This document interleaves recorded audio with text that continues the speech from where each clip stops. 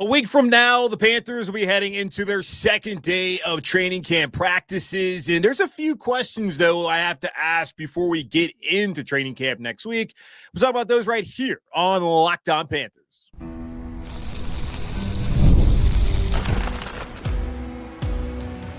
You are Locked On Panthers, your daily Carolina Panthers podcast. Part of the Locked On Podcast Network, your team every day. Welcome into another edition of the Locked On Panthers podcast, the part of the Locked On Podcast Network. I'm your host, as always, Julian Council, talking Carolina Panthers with every Monday, Tuesday, Wednesday, Thursday, and yes, of course, Friday, your team every day. That's our motto here on the Locked On Podcast Network. Thanks for watching the show right here on YouTube and listening wherever you listen to your favorite podcast. Be sure to follow me, Julian Council, over on Twitter and Blue Sky at Julian Council. No, the mailbag is not back just yet, but I'm planning to have a special mailbag during training camp. Then we'll be back to weekly mailbags once the regular season begins in September. Today's episode of Locked On Panthers brought to you by FanDuel. Right now, FanDuel customers can get $150 in bonus bets when your first $5 bet wins. And we are back here on the show again. 1 week away from today, it will be day 2 of training camp for your Carolina Panthers heading into the 2025 season. And as we still are 6 days away from the beginning of training camp, 5 days away from the vets reporting, 4 days away from the rookies reporting, there's a few questions that I think that need to be answered during the couple of weeks of training camp that we have starting next week. Got 6 of them that we'll go over here on today's show. And let's start off with number 1. And I'm having this as the biggest question because you have a quarterback in Bryce Young who is solidified as a starter for this season, and what he does during this season will determine whether he's a starter again next year and the future, and potentially gets a big-time contract coming up this offseason, or at the very least, if things work out well, he has his 5th-year option exercise for 2027. But who's going to be snapping him the ball? That is clearly one of the bigger storylines and one of the biggest, if not the biggest, position battles that we're going to be monitoring over the next couple of weeks. And for me, competition's great, but Bryce needs to be able to have a solid level of continuity going into the season with either Cade Mays or Austin Corbett. So my big question is, how long is the center competition going to last? We go back a couple of years ago when there was a legitimate quarterback competition for whatever reason between Baker Mayfield and Sam Darnold. I will maintain that they did not spend the entirety of the offseason trying to replace Sam Darnold, just trot out Sam Darnold week 1 against the Cleveland Browns. Once they traded for Baker, it was always going to be Baker. But for whatever reason, they decided, they being Matt Rule, that they were going to have the charade of Sam versus Baker, who have both gone on to greener pastures as Baker's down in Tampa, lighting it up, and Sam had a great season until it mattered most last year against Minnesota, which got him paid in Seattle. Good luck with that, Seahawks fans, but still, things have worked out for Sam since leaving Charlotte, and same thing for Baker Mayfield. But you looked at that, both of those guys had to trade first-team snaps.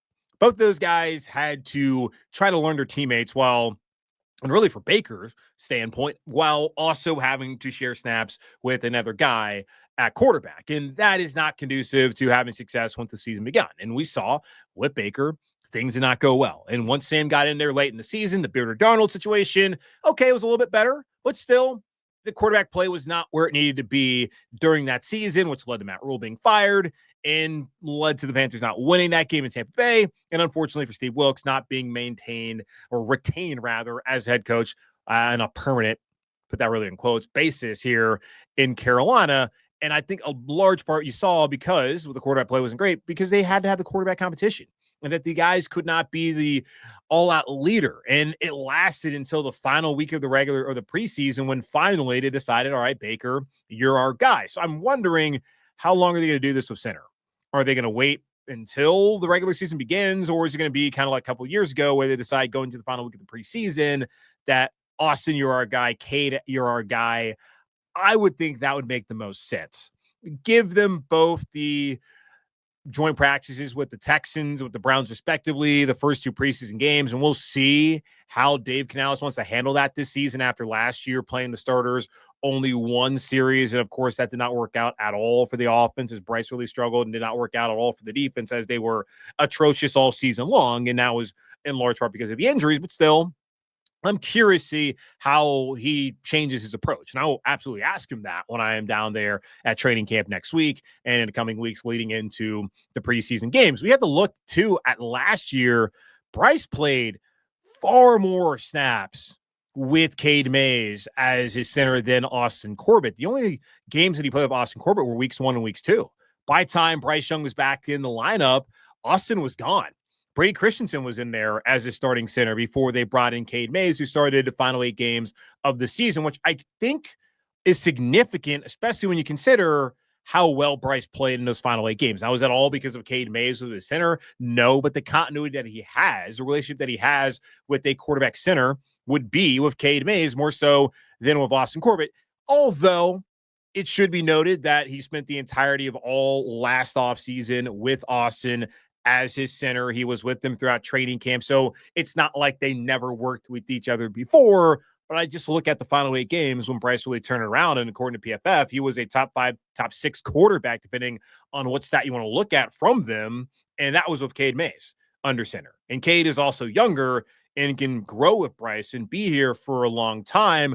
Whereas with Austin Corbett, you're not quite sure how long he would stick around. Maybe if he ends up being the center, plays well, he signs a 2-3-year deal, sticks around for the next couple of seasons, but then you're right back to the drawing board trying to figure out who your starter at center is going to be. So I'm very curious to see how long that competition lasts during training camp coming up here over the next couple of weeks. Number 2, I talk about the wide receiver room. I'm excited to see what they're able to do. Now, Bill Barnwell of ESPN.com, and I saw this last week, was not a fan of the weaponry Carolina has. He has them ranked 31st in the league, which I did not expect to see, considering you got 2 running backs who rush for 1,000 yards. And sure, neither one of them, in Chuba Hubbard or Rico Dowdle, is anyone going to say are one of the top tier backs in the league, but they produced, and they clearly are guys that you can win with behind what I think is going to be a good offensive line this upcoming season. And I guess it's fair for him to say that all the receivers outside of Adam Thielen, it's more of a projection. We haven't seen a ton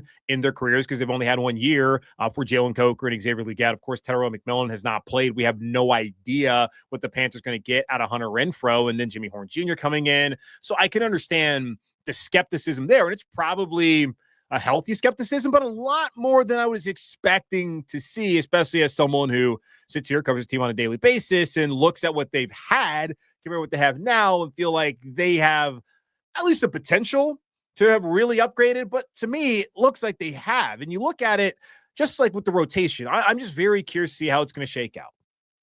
Adam Thielen, Xavier Legette, Terrell McMillan, those are the 3 guys you would expect to be the top 3 guys going through this year, because Adam is the vet. He's produced the last 2 years, and he also was given a pay increase heading into the final year of his deal here in Carolina. Xavier Legette started last year, first-round pick from a year ago. You would guess that he'd be in line to be a guy who's going to get a lot of snaps. In Terrell McMillan, you took him 8th overall. And if you take a guy in the top 10, you're expecting them to play. No matter what position they're at, you're expecting them to play. So those are the guys you'd look at as the top 3 guys. But let's not forget Jalen Coker, who Bill Barnwell did say last week he was more intrigued about what Coker could be in Carolina than with Xavier Legette, which kind of goes to my feelings now and even last year when I was saying I don't think this guy is going to be a number 1 receiver in the league. But I'm also not so sure that it's time to think Coker is going to be better than him. Like, I spent this entire offseason wondering what is Jalen Coker's role going to be, in large part because they drafted Terrell McMillan 8th overall, and that's a guy you're probably going to be playing more, or you're going to want to at least play more, and you value more than the guy that you signed off the street last year. You kept on the roster, but then once roster cutdown day came and you had waiver wire in the first claim, you released him.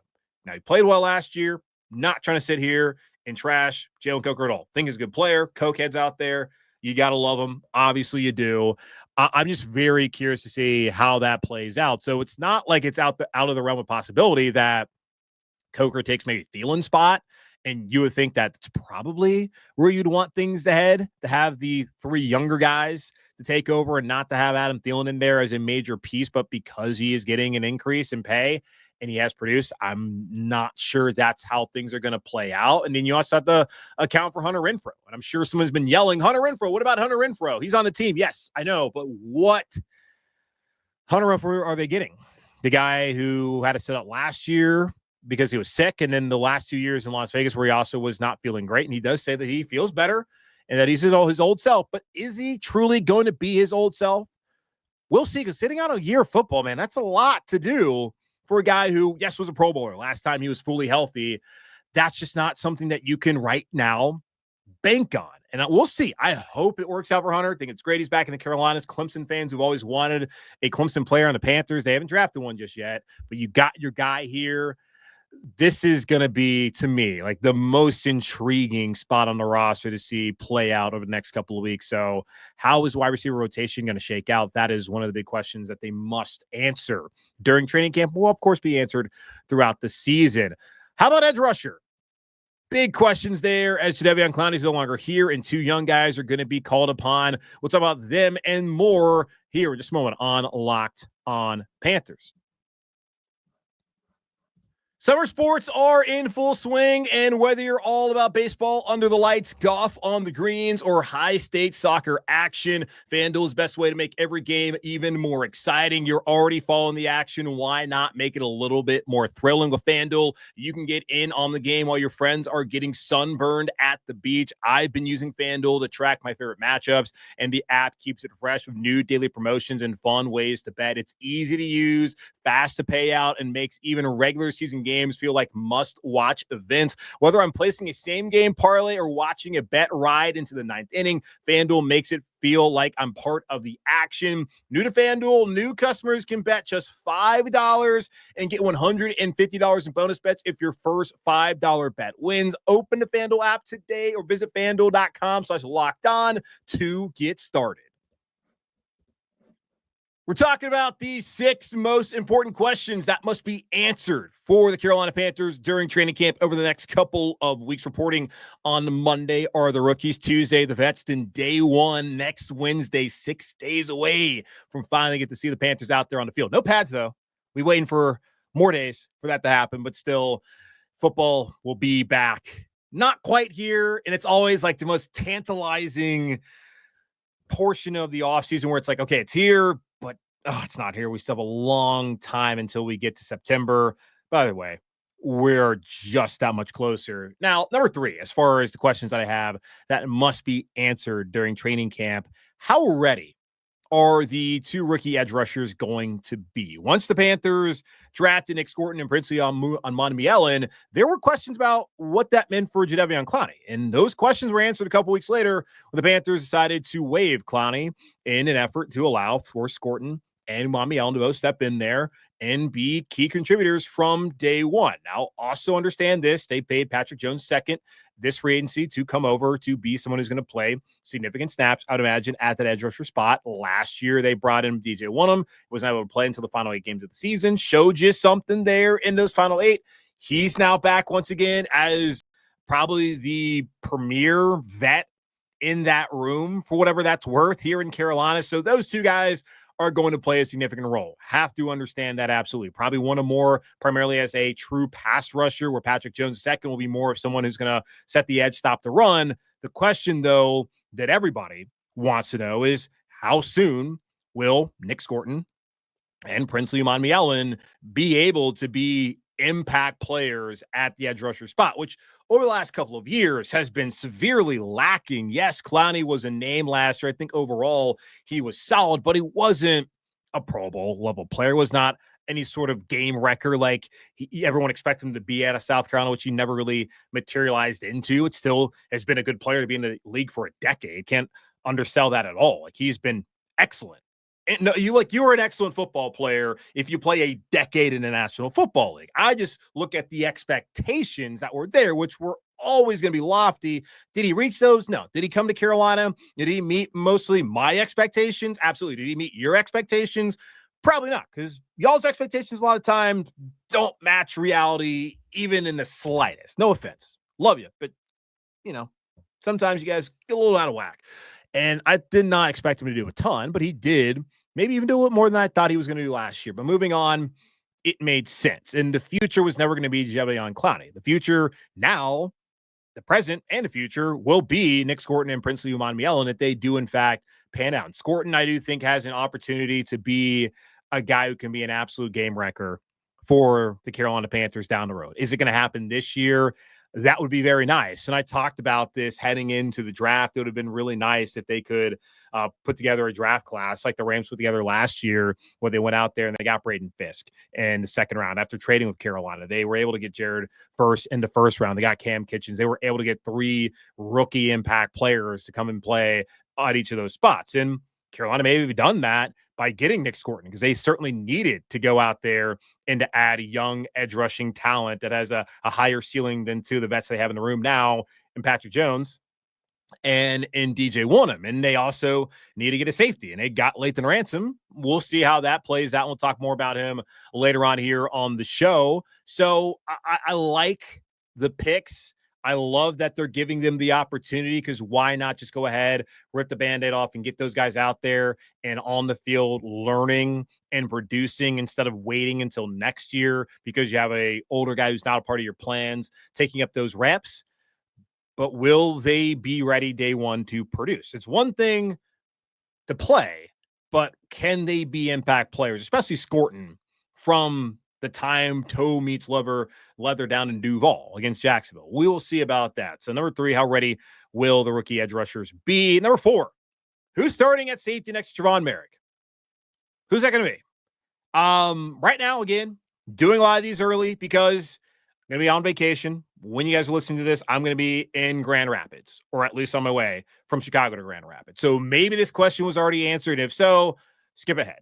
And I'm sorry. But right now, the options for the safety next to Tre'von Moehrig, and if you want to say there's going to be 3 starting safeties, are Damani Richardson, the second-year player, UDFA from A&M last year, and then Lathan Ransom from the Ohio State national champion, was drafted in the 4th round. And I guess you can throw Nick Scott in there, but I don't think they brought Nick Scott in to actually play any snaps at safety. Now, the good thing about this is, if you were like with Shai Tuttle, you reduce his role to a backup role, and he has experience starting. So if you need to go to him and you can still rotate, you're good.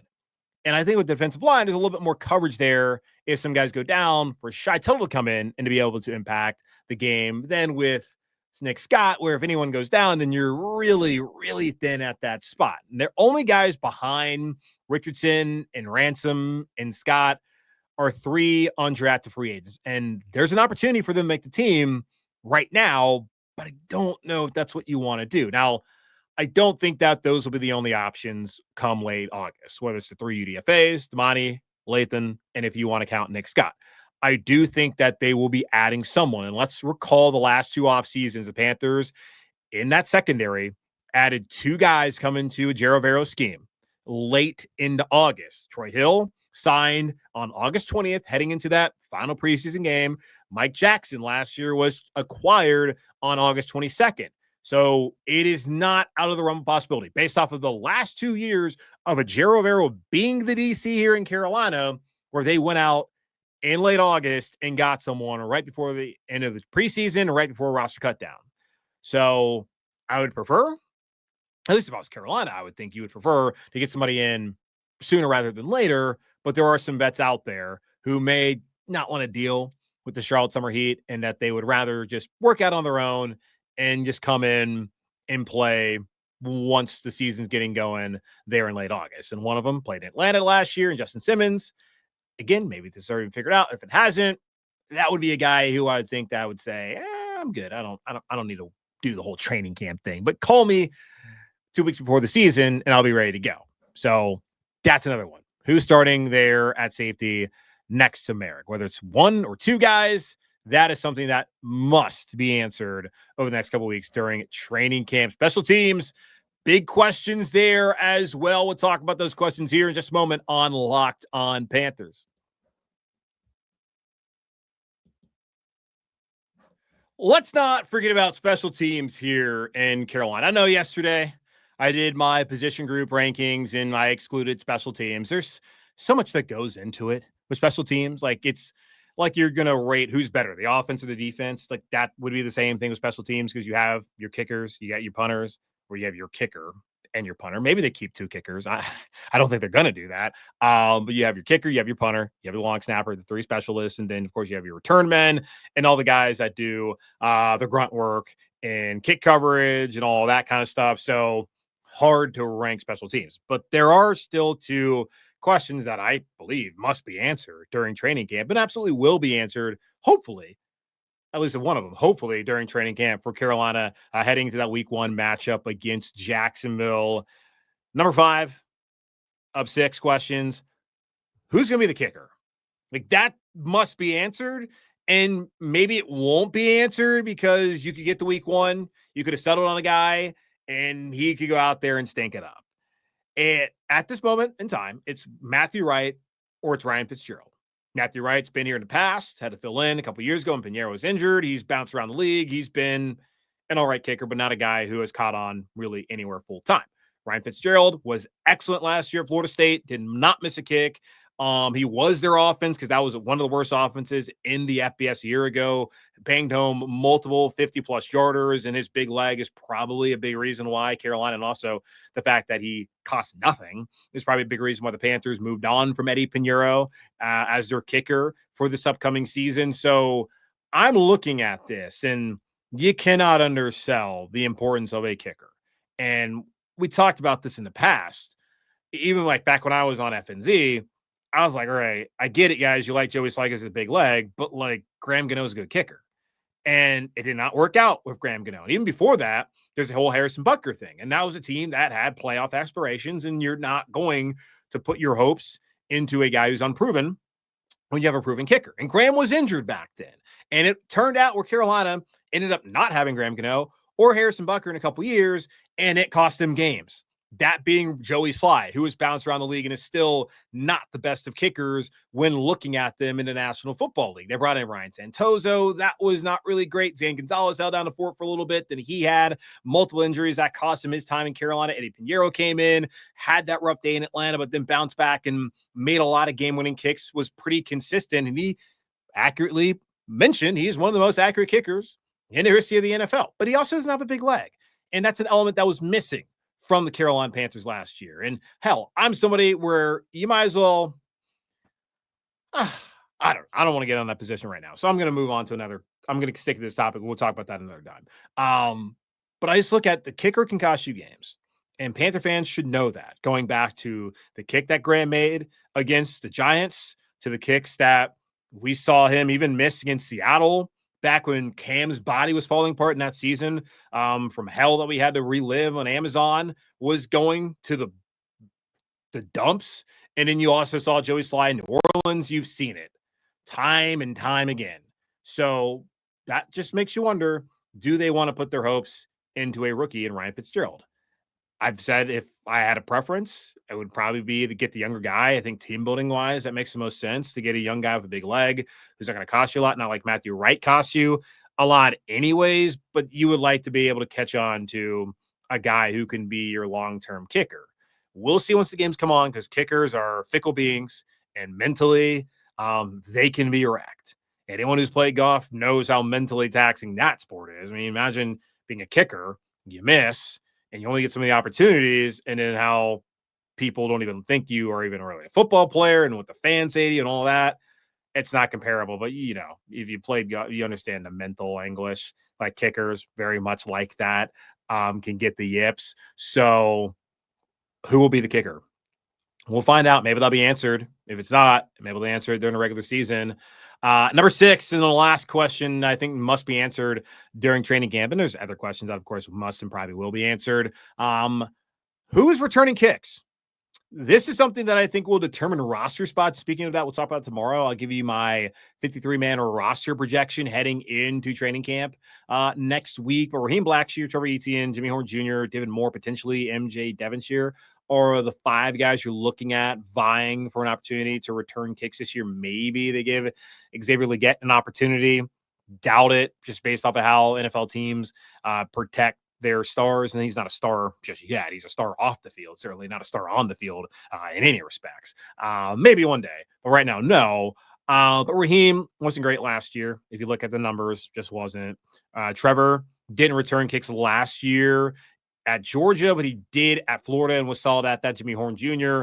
talked about in the pre-draft process. A ton of teams talked to him about the NFL's rule changes there with the kickoff, and he's somebody that you would expect if he's going to make the roster, that would be the area that he would have to make it via. David Moore, older player, was a nice wide receiver 4 based out of necessity last year. Sometimes had to be your third guy.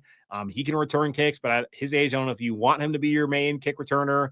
And then Devin Shearer returned punts at Pitt, and really hasn't had that opportunity yet in the NFL. Would have to even go back further and try to see if he has an opportunity in other spots, but does not look like that's really been the case. So those would be the 5, probably mainly 4 you're looking at. And again, special teams, and Dave Canales said this. This is not me saying this. Dave Canales said, looking at wide receiver especially, Jimmy Horn, David Moore, special teams is going to matter. Those preseason games are going to matter. So we know that those back of the roster guys are at least going to play. Are the top guys going to play? We will see, but who's going to be returning kicks?